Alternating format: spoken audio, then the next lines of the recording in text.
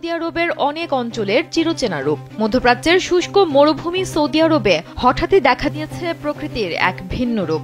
সৌদিতে চলছে লাগাতার ভারী বৃষ্টিপাত। তুমুল বর্ষণে মক্কার দক্ষিণাঞ্চলের জনজীবনে নেমে এসেছে চরম দুর্ভোগ।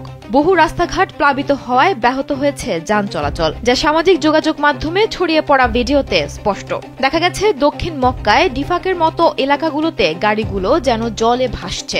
পরিস্থিতির গুরুত্ব বুঝে সৌদি আরবের জাতীয় আবহাওয়া কেন্দ্র এনসিএম মক্কার কিছু অঞ্চলে রেড অ্যালার্ট জারি করেছে। তারা সতর্ক করেছে এ অঞ্চলে প্রবল বর্ষণ, শিলাবৃষ্টি এবং আকস্মিক বন্যার তীব্র আশঙ্কা রয়েছে, যা রাত পর্যন্ত চলতে পারে।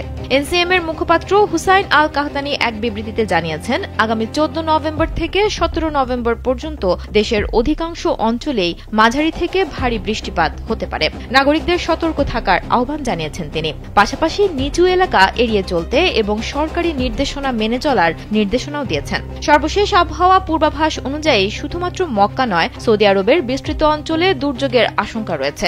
এর মধ্যে রয়েছে মক্কা, মদিনা, রিয়াদ, আসির, আলবাহা, জাজান, কাসিম, হাইল, তাবুক, আল জাউফ, উত্তর সীমান্ত অঞ্চল এবং পূর্বাঞ্চলের কিছু অংশ।